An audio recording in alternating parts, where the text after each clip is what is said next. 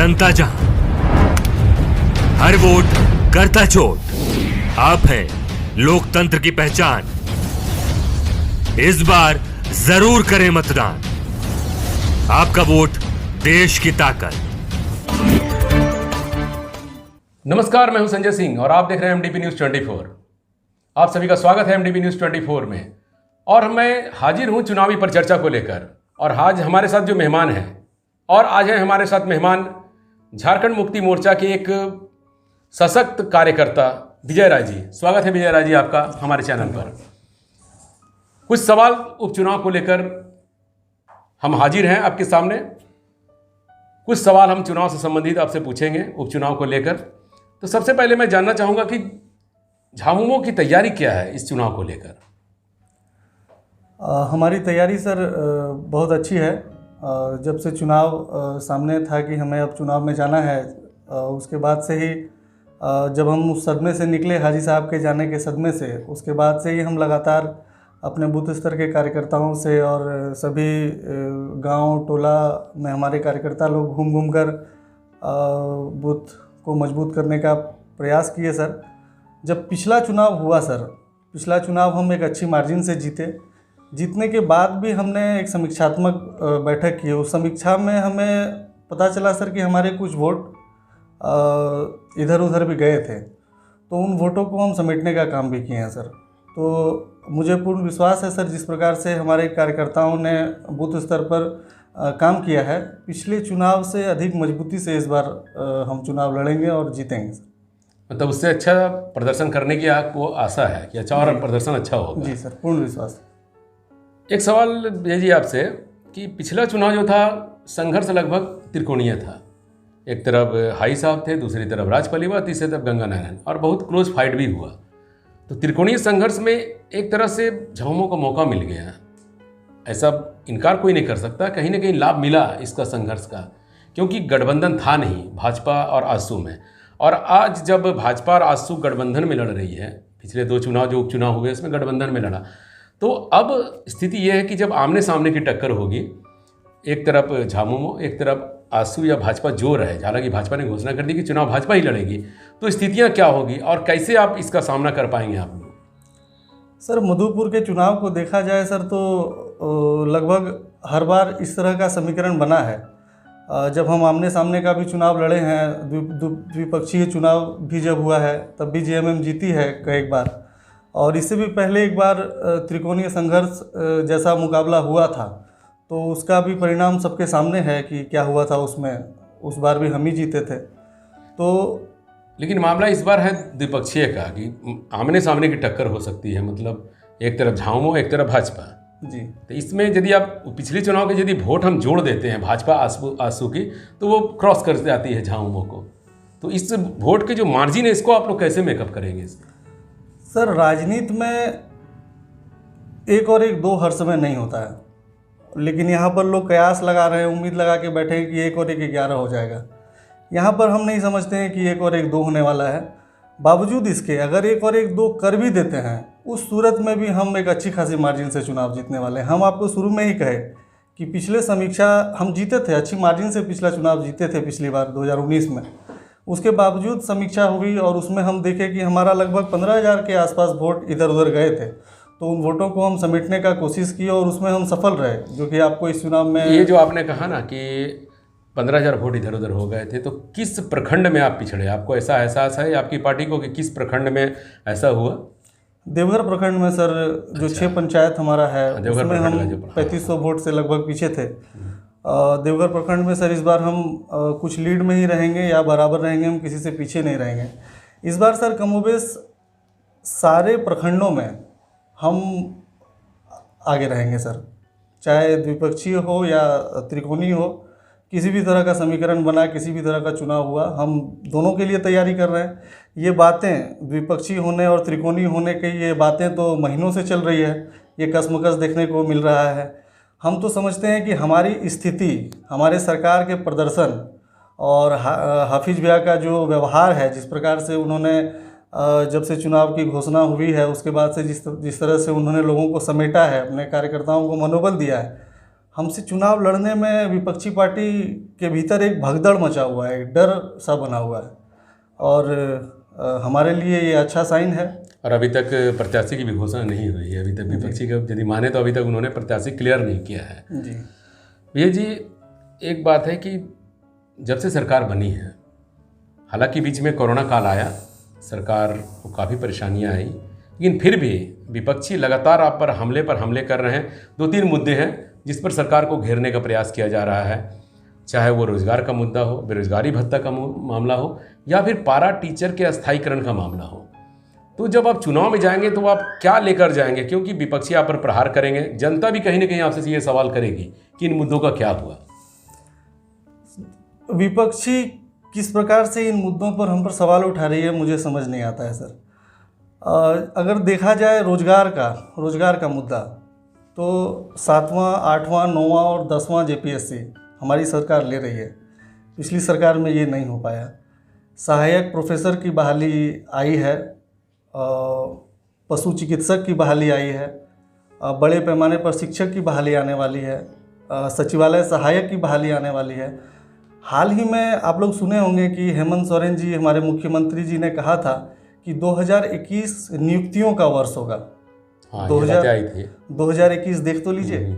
हमारा एक ही ध्येय है, हमारा एक ही सिद्धांत है इस सरकार का सर, कि जो भी मैनिफेस्टो में हमारे वायदे थे, उन सारे वायदों को एक एक करके हम पूरा करेंगे।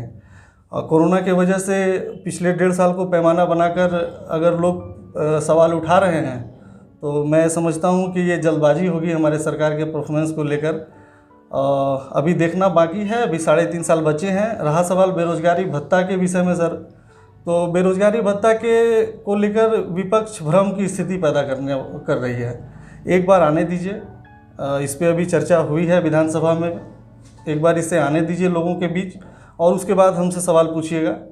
और ये पारा टीचर के अस्थायीकरण का क्या होगा? सर, पिछली सरकार में पारा टीचर का आंदोलन जोर शोर से चल रहा था। उस दरमियान जिस प्रकार का लाभ मिला, उस दरमियान जो तानाशाही रवैया रघुवर सरकार का देखने को मिला, उस समय भी हमारी सरकार पारा टीचर्स के साथ थी, और आज भी हमारी सरकार पारा शिक्षकों के साथ है। ये अलग बात है कि सरकार बनने के बाद अभी 1.5 साल के आसपास हुआ है, और इस दरमियान हम उनके लिए कोई ठोस कदम नहीं उठा पाए हैं, लेकिन जल्द ही उनके लिए कोई अच्छा समाचार मतलब मिलेगा। अस्थाई होंगे इस सरकार में, ये माने दीदी कि अस्थाई हो जाएंगे पारा टीचर? कुछ शर्तों के साथ सर। हम बस इतना कहना चाहेंगे सर कि पारा शिक्षकों के लिए खुशखबरी ही आएगी सर। भैया जी, अगला सवाल हमारा आपसे है कि आप महागठबंधन में चुनाव लड़ रहे हैं जी। कहीं ना कहीं महागठबंधन के भीतर भी अंदरूनी लड़ाई रहती है, पार्टियों के आपस में, नेताओं के आपस में लड़ाई रहती है। दिखता कुछ और है, होता कुछ और है। ये सभी पार्टियों की बात है। महागठबंधन में क्या कि बहुत सी पार्टियां हैं, तो इतने पार्टी के नेताओं को संभालना, उनका एक आदर्श प्रबंध करके, क्या लगता है कि महागठबंधन की सभी पार्टियां आपके सपोर्ट में, मतलब आज जैसा दिखा, आज का कार्यक्रम जो हुआ, दिखा कि हाँ सभी साथ हैं, लेकिन कहीं ना कहीं बातें बाद में आती है कि कुछ लोग विरोध कर रहे थे, कुछ लोग अंदरूनी प्रयास किए हरवाने का। तो झामुमो अपने बदौलत चुनाव लड़ने का प्रयास कर रही है, या फिर महागठबंधन के बदौलत चुनाव लड़ेगी है? सर, महागठबंधन आज के समय में एक सच्चाई है सर। किसी को महागठबंधन कह दिया जाता है, वैसे हर कोई गठबंधन में ही है आज के समय में, कोई अकेली पार्टी नहीं है। हाँ, एनडीए भी गठबंधन है। और सर, हाँ, सबके लिए इस तरह की बातें होती है, सबके लिए इस तरह की मुश्किलात होती है, और लेकिन हमारे साथ वो मुश्किलें नहीं हैं, क्योंकि गठबंधन में जो भी दल हैं, उन दलों के जो भी नेता हैं, वो हाफिज भैया से काफ़ी ज़्यादा प्रभावित हैं। हाफिज भैया को आज फुरकान साहब का भी बहुत मार्मिक संदेश मिला हम लोगों को। हाफिज भैया को कहे कि वो हमारा बेटा है और ये चुनाव हम लड़ेंगे। तो जिस प्रकार से और बाकी दलों के, आरजेडी और भी दलों के लोग थे, सबका संदेश साफ था, और इस बार देखने को और ज़मीन पर काम में सर कोई अंतर नहीं होगा। महागठबंधन पूरी तरह से मजबूती से एक साथ खड़ी है और एक साथ चुनाव लड़ेगी।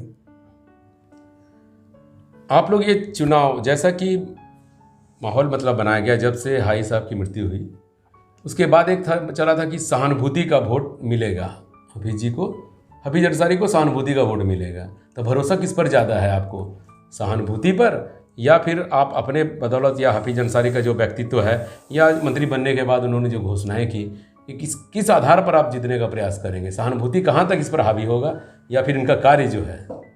दोनों चीज़ें सर। सहानुभूति का जहाँ तक सवाल है तो जिनके इतने असाधारण पिता हों, जिनकी इतनी अच्छी बैकग्राउंड रही हो, राजनीतिक बैकग्राउंड, एक भी विपक्षी कोई उंगली नहीं उठा सकता है हाजी साहब के ऊपर। कभी विरोधाभास में या फिर पूर्वाग्रह से ग्रसित होकर कभी उन्होंने कोई काम नहीं किया, कभी नहीं किया। और कमोबेश वैसा ही हफीज़ भैया के साथ भी है। हम सब हफीज़ भैया को आज पिछले कई सालों से देख रहे हैं। 2009 से वो पार्टी के प्रभारी भी हैं, मधुपुर विधानसभा प्रभारी भी रहे हैं। दूसरे लोगों को जब हम देखते हैं कि किसी का पिता अगर 4 बार मंत्री रहा हो तो उनके बेटों पर बहुत सारी शिकवा शिकायत लोगों के बीच में रहती है। यहाँ पर एक साधारण कार्यकर्ता के ऊपर लोगों का आक्रोश रहता है, लोग उनके ऊपर टीका टिप्पणी करते हैं, नाराज़गी रखते हैं।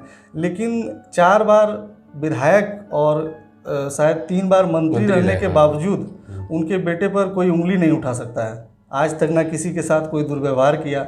व्यवहार के मामले में सर शानदार रहा है हफीज़ भैया का, बहुत अच्छे इंसान हैं, ये पूरा मधुपुर जानता है।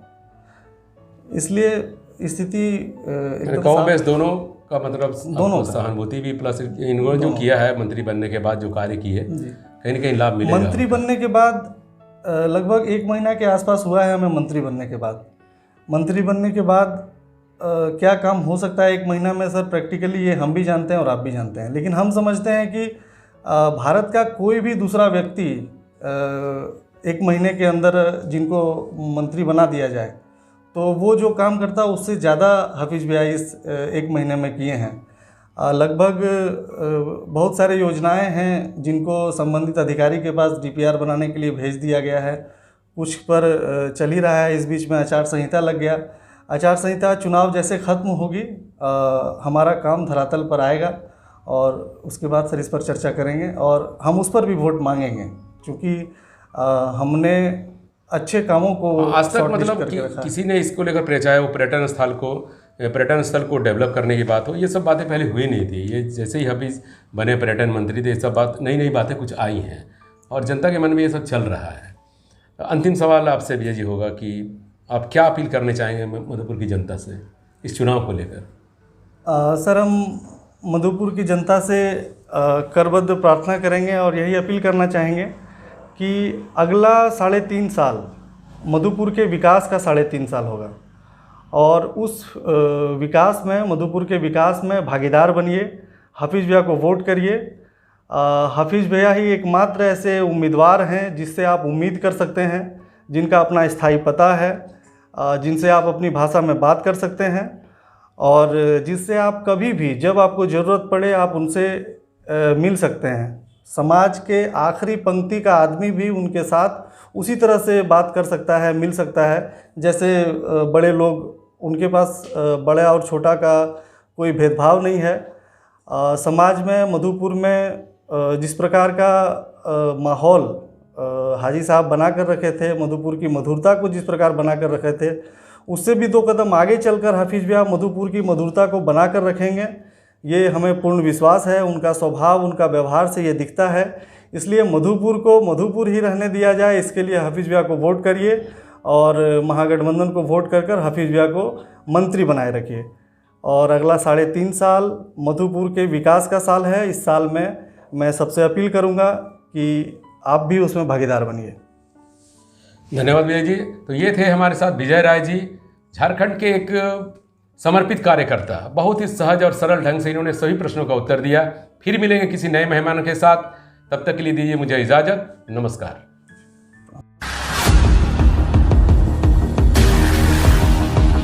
परिणाम वहां, जनता जहां, हर वोट करता चोट।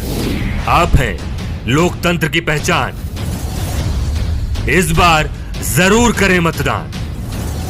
आपका वोट देश की ताकत।